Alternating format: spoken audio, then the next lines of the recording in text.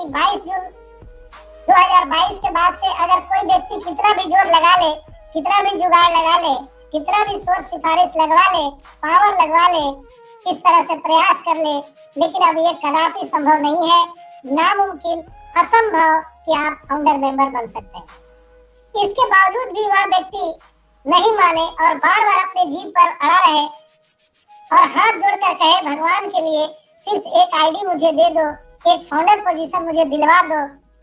तो ऐसे लोगों को बताइए और समझाइए कि जिस प्रकार सूर्य कभी पश्चिम से उदय नहीं हो सकता, ठीक उसी प्रकार हमारी कंपनी में अब कोई भी कभी भी नेवर एवर कोई भी फाउंडर नहीं बन सकता मित्रों। चाहे वो डॉक्टर हो, इंजीनियर हो, टीचर हो, डीएम हो, एसपी हो, बड़े बड़े पूंजीपति हो, अरबपति हो, खरबपति हो, देश का प्रधानमंत्री हो, राष्ट्रपति हो, संयुक्त राष्ट्र संघ का अध्यक्ष ही क्यों ना हो, दरवाजा हमेशा हमेशा के लिए वो बंद हो चुका है। अब कोई भी अंदर नहीं आ सकता है।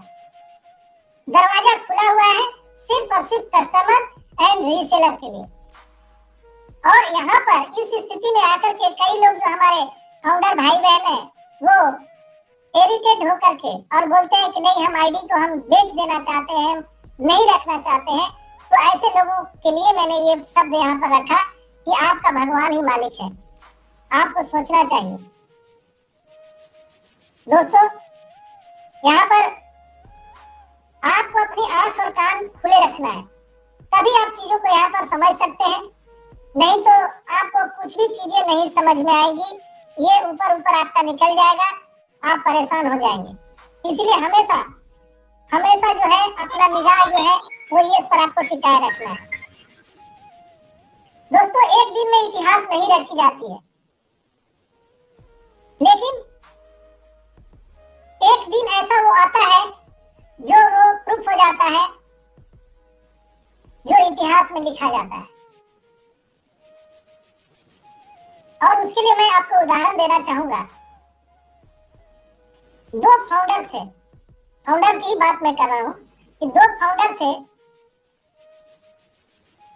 और वो लेरी पेज नाम का एक कंपनी था। लेरी पेज, कितने लोग जानते हैं लेरी पेज के नाम से?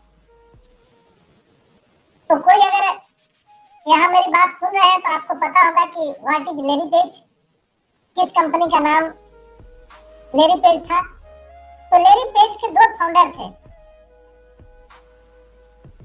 जिसको हम फाउंडर ऑफ गूगल भी कहा जाता है। पहले याहू सर्च इंजन था, जिसको सुपरसीड करके गूगल ने पूरी दुनिया में झंडा गाड़ दिया। सिर्फ याहू था सर्च इंजन और कुछ नहीं था, लेकिन गूगल ने उसको सुपरसीड करके पूरी दुनिया में झंडा गाड़ दिया। हर एक इंटरनेट यूजर को ये जरूरत पड़ता है, गूगल के बिना वो कुछ भी सर्च नहीं कर सकता आज के डेट में। लेकिन उस समय जो दो फाउंडर थे, वो लोग सर्च इंजन बनाए लेरी पेज नाम का, लेकिन बाद में वो गूगल के नाम से प्रसिद्ध हो गया।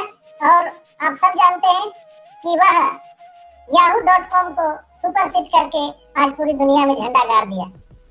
जेफ बेजोस का आप सब जानते हैं, अमेज़न के जो फाउंडर हैं, 228 करोड़ एक मिनट में वो कमा सकते हैं।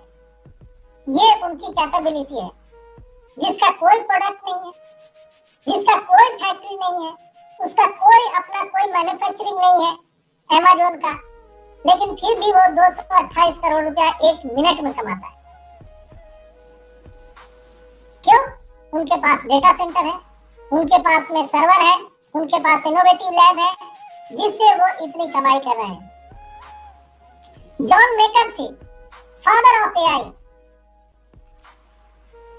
मनुष्य की कृत्रिम बुद्धिमत्ता को जो बनाया, यानी father of AI John maker थे।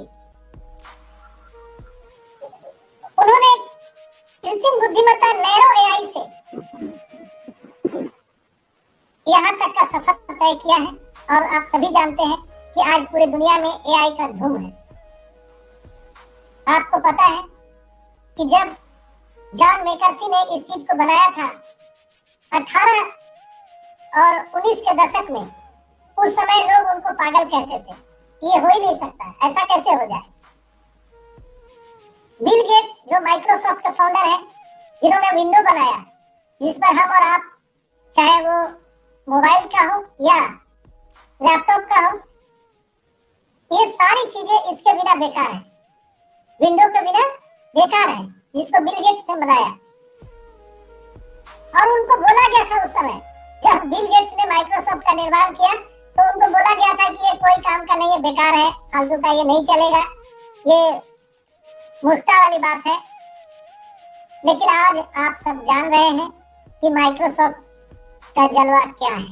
उसके बिना आप मोबाइल और लैपटॉप की कल्पना ही नहीं कर सकते। स्टीव जॉब एप्पल के जो फाउंडर हैं, जब उन्होंने एप्पल को लाया तो उसका रेट इतना था कि लोग बोलते थे, अरे पागल, जब इतने सस्ते मार्केट में उपलब्ध है एंड्रॉइड सेट, तो एप्पल कौन खरीदेगा। तो उन्होंने कहा था कि हम ऐसा फीचर देंगे लोगों को कि हर लोग एप्पल को खरीदना चाहेंगे। आप धीरज धैर्य रखिए।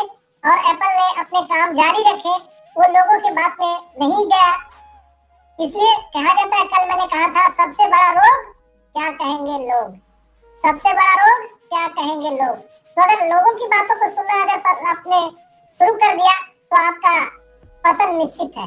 लेकिन स्टीव जॉब ने लोगों की बातों को नहीं सुना, एप्पल पर वो काम करता रहा, अनुसंधान करता रहा, और आज एक वो ब्रांड बन गया है Apple.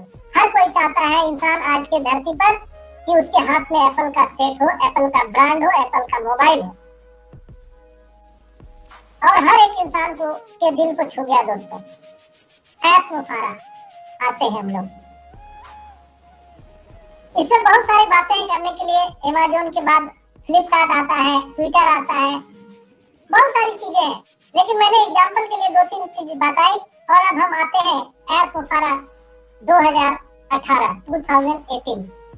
The founder and CEO of ऑनपेसिव।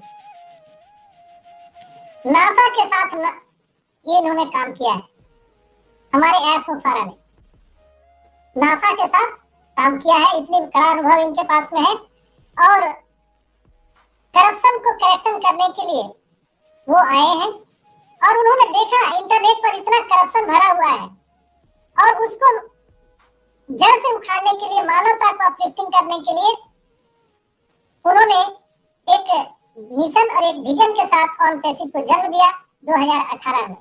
और 2018 से लेकर अभी तक कितने कितने उन पर आरोप और प्रत्यारोप लगाए गए, कितने कितने उनको गालियां दी गई, उनको टेंशन दिया गया, लेकिन वो विचलित नहीं हुए।